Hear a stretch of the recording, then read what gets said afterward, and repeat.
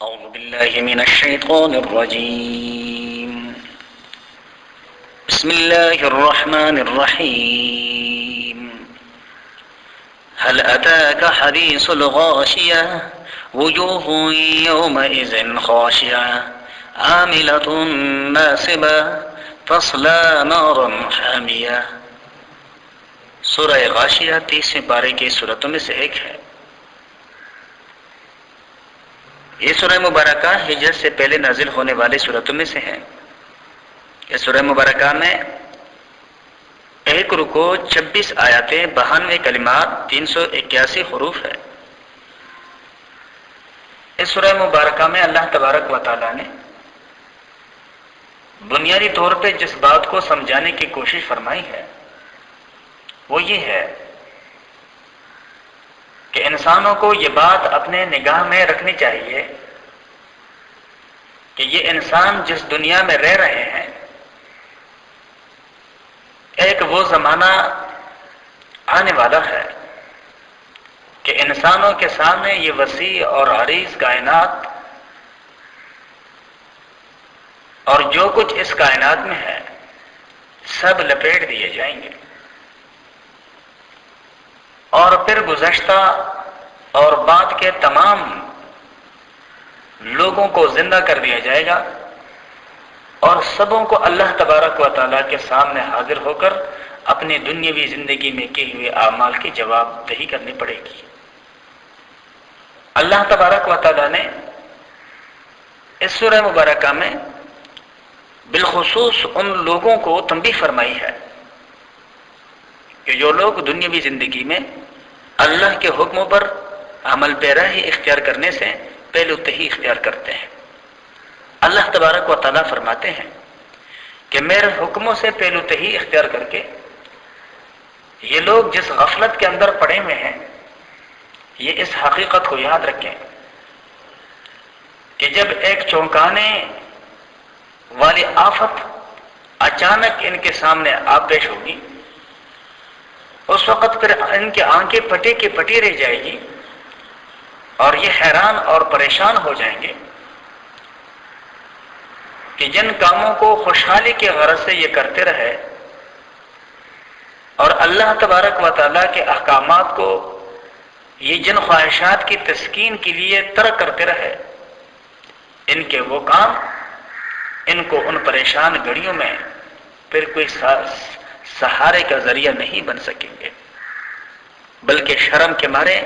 ان کے نظریں پھر جھکی ہوئی ہوگی اور ان کے سارے راحتیں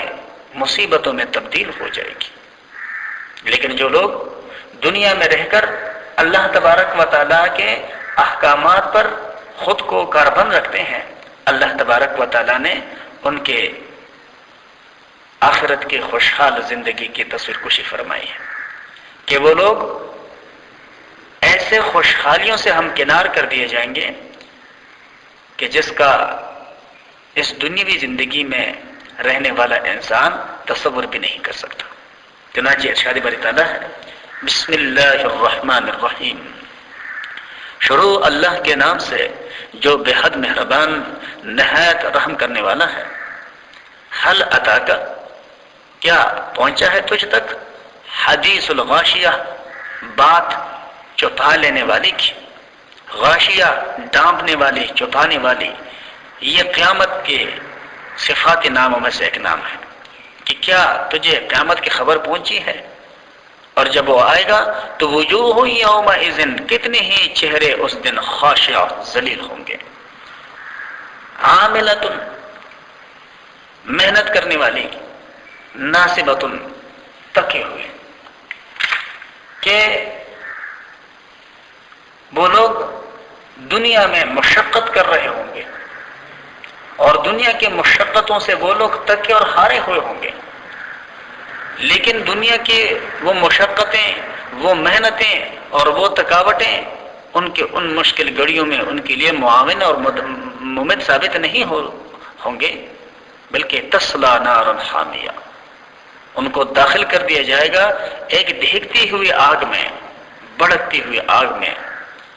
اور وہاں داخل ہونے کے بعد تسقى من عین ان کو پانی پلایا جائے گا ایک چشمے کے آنیتن جو کھولتا ہوا پانی ہوگا، یعنی انتہائی گرم۔ لیس لہم طعام، نہیں ہوگا ان کے لیے کھانے کی چیزیں، الا من ضریع، سوائے جھاڑی دار کانٹوں کے۔ کھانا انسان اس لیے کھاتا ہے کہ اس کا صحت بنے، اس کا بھوک ختم ہو، اس کے چہرے پر پریشانی کے بجائے خوشحالی کے آثار پیدا ہو۔ لیکن جہنم کے کھانے کے اثرات یہ ہوں گے کہ اس کو پیٹ میں پہنچانے کے بعد لا یسمن، نہ اس سے ان کے صحت بنے گی، ولا یغنی من جوع، اور نہ وہ ان کے بھوک کے لیے کارگر ثابت ہوگی، یعنی نہ اس سے بھوک ختم ہوگا نہ ان کو اس سے صحت حاصل ہوگی۔ وجوہ یومئذ ناعمہ، کتنے ہی چہرے اس دن تر و تازہ ہوں گے، لسعیہا راضیہ، اپنی کی ہوئی سعی اور کوششوں سے وہ راضی ہوں گے، خوش ہوں گے کہ بھئی جو کچھ ہم نے دنیا میں کیا اچھا کیا۔ یہ وہ لوگ ہیں کہ جنہوں نے دنیا میں وہ کام کیے جن کو اللہ نے اچھا کہا تھا۔ فی جنت عالیہ،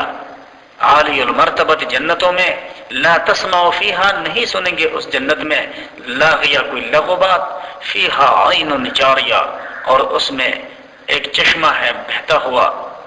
یعنی جو پینے کے لیے وافر مقدار میں ان کو پانی فراہم کرنے کی غرض سے جاری کر دیا گیا ہے، جبکہ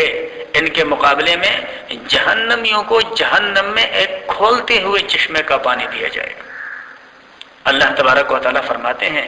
فیہا سرر مرفوعہ، اس میں تخت ہے اونچے بچے ہوئے،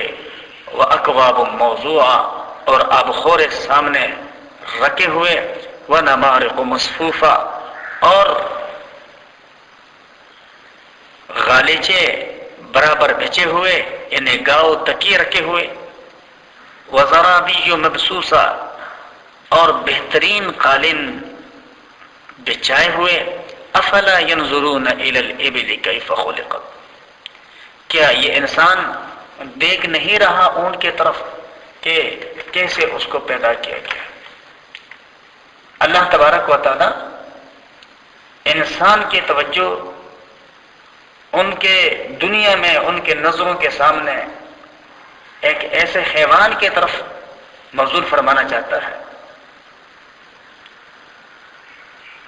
کہ جس کو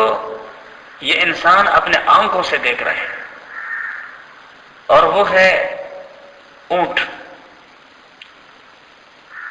عرب کے لوگوں کے سامنے سب سے زیادہ نفع پہنچانے والا حیوان